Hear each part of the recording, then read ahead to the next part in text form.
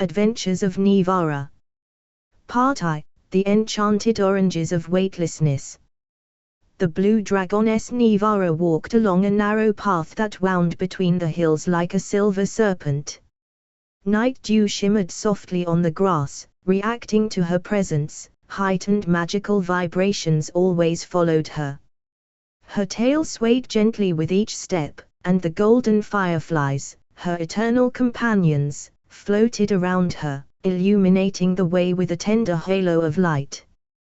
Tonight, she had set out in search of a rare wonder, the enchanted oranges of Eolina, fruits in which the power of the very air lay dormant. Whoever ate such an orange could gain incredible lightness. The body became almost weightless, like a cloud. Legend claimed that these fruits grew only at the top of the Breath of Winds, a tall hill that even the bravest travelers rarely managed to reach. But Nivara was not just a traveler. She knew the true names of the stars, could speak with forests, and could listen to the breath of the world, quiet as the rustle of pages in an old book. One the road to the Valley of Whispers. The path led her through the Valley of Whispers, a place where any word spoken aloud could come to life. So Nivara walked in silence, stepping carefully as if on fragile glass. The little breezes kept whispering faint hints into her ears, but she only smiled. She knew the way herself. All she needed was to listen to the stars above her. They illuminated her path with rays barely noticeable to the eyes of others. At one of the turns, her way was blocked by a strange creature, a fluffy little beast with enormous ears, looking like a mix between a rabbit and a bat. Shush! I'm not speaking, Nivara answered gently in her thoughts, for speaking aloud here was dangerous. The creature jumped, startled by her ability, and pointed with its tiny paw toward a safer route, bypassing the spots where the whispers grew especially treacherous. Thus she reached the foot of the Breath of Winds. To the ascent to the Breath of Winds. The hill was much taller than it seemed from below. Nivara climbed higher and higher, and the wind grew stronger. It played with her bright red hair, lifted the light fabric of her cloak, and brushed over her scales in soft gusts, but soon it became insistent, as if trying to stop her. I mean no harm, she said quietly in the ancient language of air. The wind paused. Then, like a long exhale, it let her pass. Now it no longer resisted, on the contrary, it lifted her steps, helping her ascend the slope. When she reached the very top, she saw a wondrous sight, a tree with silvery bark and golden leaves, and among them, sparkling, vivid oranges glowing from within like captured starlight. A faint hum radiated from them, like the wings of an enormous dragonfly. But such fruits were not easy to claim.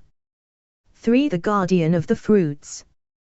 Beside the tree sat the guardian, a translucent spirit with petal-like wings. He looked at Nivara with amber eyes. You, who knows the names of stars, he said in a voice woven from wind. Why do you seek the fruits of Eolina? Not for power, Nivara replied calmly. I wish to understand their secret. I need the feeling of weightlessness to continue my journey. I'm being called forward by things I do not yet know. The guardian studied her intently. His transparent wings rippled lightly. Then answer this question. If your body becomes weightless and you drift away from the earth forever, will you be afraid? Nivara smiled. No. I know the stars. And if I rise into the sky, they will show me the way home. The guardian rose. His wings blossomed with 1,000 tiny sparks. Then take them. But remember, the power of weightlessness is not an escape, but a path upward. And not all are ready to follow it. He dissolved into the air, as if made from a single breath. Nivara gently picked 3 oranges. They were warm to the touch, as though a tiny sun burned inside each one. For the gift of air. Before leaving, she decided to try one of the fruits. She needed to know if the legends were true. The golden fireflies surrounded her, as if supporting her. She bit into the orange, sweet, rich, with a faint fizz, as though the wind swirled inside it. And in that very moment the world changed. Her body grew light. Not just light, weightless. She lifted off the ground, rising smoothly into the air as a warm breeze carried her upward. Her hair streamed behind her, her cloak fluttered, and the fireflies danced around her in a joyful whirling circle. Nivara laughed softly, her voice like a ringing chime. It felt like a dream, yet it was real. She floated above the earth, spun, soared upward, then drifted down again. The Valley of Whispers lay below her like a map. And ahead was the road just beginning. When the fruit's effect faded, she stepped firmly onto the earth again, clutching the remaining 2 oranges to her chest. One she would use later. And the second, perhaps she would give to someone in need of a miracle. And so Nivara continued onward, toward the second chapter of her destiny. Part 2, the tarot deck that always tells the truth. After her adventures on the Breath of Winds Hill, Nivara spent several days wandering through patterned forests, shimmering meadows, and quiet brooks that sang in a fairytale cadence.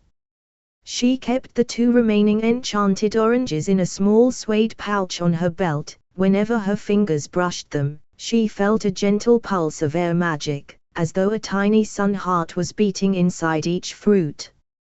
Her path now led toward the City of Shadows and Candles, the only place where one could find the deck of true tarot, a rare artifact that never lied and showed not only the probabilities of the future but also the hidden threads of fate that an ordinary mind could not perceive.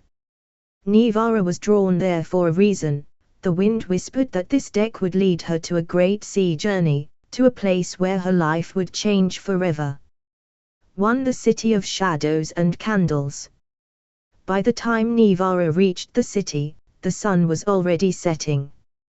But the City of Shadows and Candles never fully darkened. Its streets, bridges, rooftops, and even wells were lined with hundreds of candles. Each burned with a steady, calm light, yet the shadows they cast lived their own lives. They moved. They watched. They whispered. But Nivara did not fear them. Her golden fireflies swirled around her, and the shadows stepped back as if acknowledging her light and her right to walk through their city. Finding merchants of ordinary magical goods was easy. But the deck of true tarot was not sold in markets or in shops. She followed the direction her heart pointed, to the house without a window. To the house without a window. The building was strange. It had not a single window, yet a soft moonlit glow streamed from it, as though the walls themselves were luminous inside. The door opened soundlessly as Nivara approached, as if the house recognized her. Inside, the air smelled of wax, paper, and stardust. In the center of the room sat a woman in a black dress with silver patterns.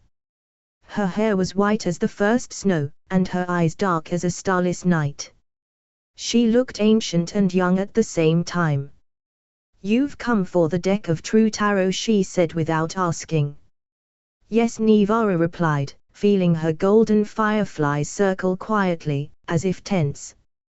"Do you know the price?" Nivara shook her head. "The price is truth. One must be able to withstand truth.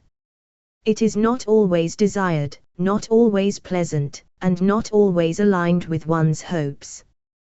But it is incorruptible, even for the one who holds the deck." Nivara nodded calmly. "I am not afraid of truth." "Then answer me, Dragoness." The woman raised her eyes. "Why do you seek it?" Nivara did not think long. "To walk where fate leads. To avoid losing my way." The woman smiled, a smile full of both sadness and admiration. Then you are suitable. 3. The trial of 3 shadows. But the deck was not given freely. The house without a window began to change, the walls grew darker, the light dimmed, and the shadows stretched, turning into 3 figures. They surrounded Nivara. The woman spoke. These are the 3 shadows of fate. Each will ask one question. Answer honestly, otherwise you will vanish in this house, as thousands have before you. The first shadow was vague, like smoke. What do you fear most of all? Nivara closed her eyes. She could not lie, the shadow would know. Loneliness, she said. Not because I fear being alone, but because in emptiness there is no one to share the light with. The shadow withdrew. The second shadow was like a mirror, it reflected her form, but with dim eyes. What have you lost, yet still seek? She answered softly. A place where I can stay. A place where I'll feel my journey can pause, even for a while. The shadow dissolved. The last shadow resembled a person, very clear, almost alive. Are you ready to know a future that cannot be changed? Nivara opened her eyes. Yes. The shadow vanished. For the true deck. The room brightened again. The woman rose, approached a tall chest made of white wood, and opened it. A soft golden radiance filled the space. From within she took out a deck of cards, each adorned with silver lines, as though covered in the thinnest network of rune-like cracks. When Nivara stretched out her hand, the cards fluttered gently, alive, and settled onto her palm. They have chosen you, the woman said. And they will speak only truth, even when you are not ready. The deck hummed softly with magic, like the wings of a butterfly. You may ask one question right now. Nivara thought. But the question came to her by itself.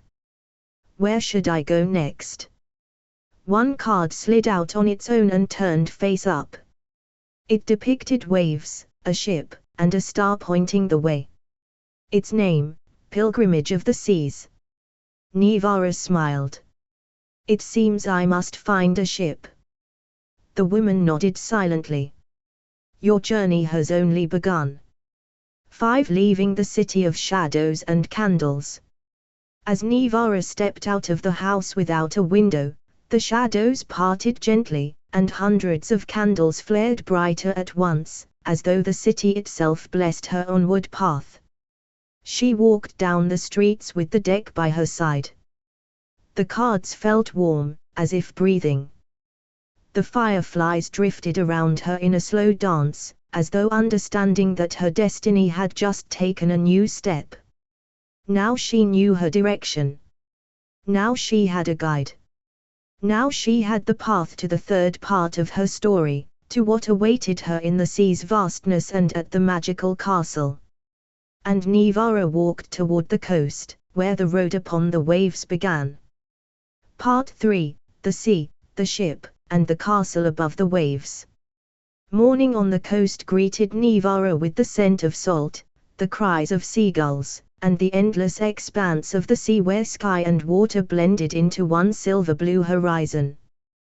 The wind was soft and warm, as if it recognized her and welcomed her, pushing her gently toward the water. The deck of true tarot rested quietly in her satchel. Sometimes the cards shifted on their own, as though they were eagerly anticipating the journey ahead. Nivara approached the pier. There stood an old, but well-kept ship, its name written in golden runes along the hull. Starkey. The helm was decorated with a carved sea serpent, and the masts were wrapped in soft glowing ribbons. This was a ship that could hear the voices of the stars. Not everyone could see it at the harbor, many believed it a myth. But to Nivara, it was as real as the morning dawn. A captain stood on the deck, a tall man with a silver beard and eyes the color of deep stormy skies. You've arrived, he said, as though he had been waiting for her a very long time. You knew. The seas always whisper to me about those who are meant to walk upon them. And today, they called your name. Won the journey across the waves. When the ship cast off, the sea greeted the traveler with tender waves. Sunlight shimmered on the surface, and it seemed as though the ship sailed across a mirror of liquid gold. Nivara stood at the bow, her fiery hair flowing in the wind, and her golden fireflies swirling around her like tiny guardians of the path. The captain approached. You are no ordinary wanderer. And the sea knows this. I'm searching for a place, she said softly. A place where I can stay. The captain nodded with the understanding of someone who had spent his life listening to the tides. Then be ready. The sea reveals its way only to those who listen. And the sea truly began to speak. To the voice of the depths. In the evenings, Nivara sat at the stern, listening to the waves. Sometimes it seemed that voices lived within them, not human voices, but the murmur of ancient beings. One night, when the moon was enormous and silver, a translucent mermaid rose from the water. Her hair flowed like streams of water, and her eyes glimmered like sea fire. Dragoness who knows the names of stars, the mermaid said. You travel toward the place where the sea meets eternity. But that path is closed to those who have not passed the test of the deep. I am ready, Nivara replied. The mermaid extended her hand. On her palm lay a drop of water shining like a gemstone. Answer me, what do you truly desire? Not for the journey. For yourself. Nivara thought for a moment. The answer came gently, simply. Peace. And a home.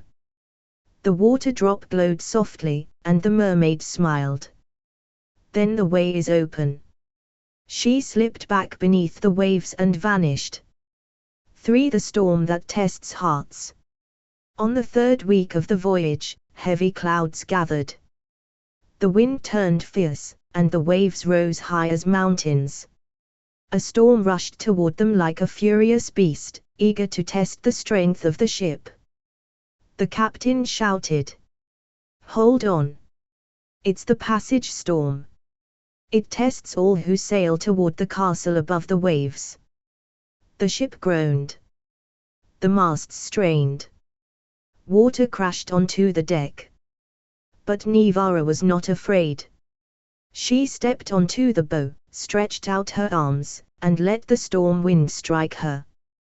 The golden fireflies tightened into a glowing ring around her, sensing the moment's importance.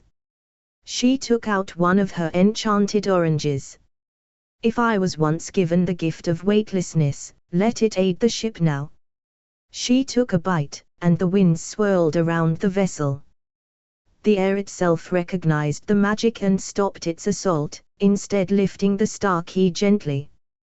The ship did not crash against the towering wave, it soared above it like a feathered beast. The storm roared, but could not touch them. When the sea finally calmed, the captain looked at Nivara with awe. You saved us. No, she said with a warm smile. We saved each other. For the castle above the waves.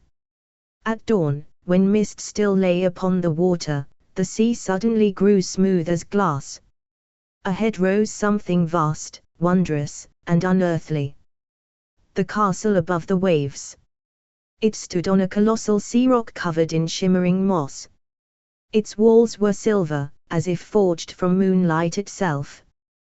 The towers resembled the shells of sea dragons, its windows glowed with soft golden light. And all of it reflected in the water, doubled in a dream-like shine. The captain whispered. The legends are true. You were meant for this place. As the ship approached, the castle gates opened by themselves, welcoming her.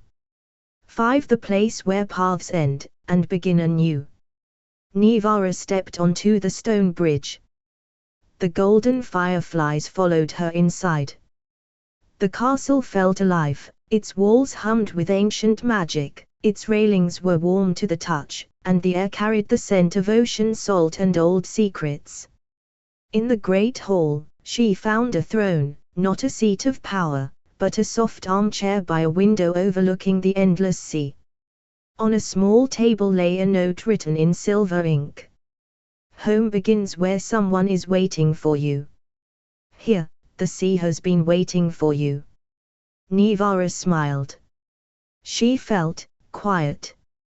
That rare, deep quiet in which the soul rests and knows it has found its place. She took out her deck of tarot and shuffled it gently. One card slipped out on its own, home. She was no longer a wanderer. Here, in the castle above the waves, she stayed. In its halls she wove magical songs of wind, watched the stars from the high tower, spoke to the sea, and welcomed travelers seeking wisdom.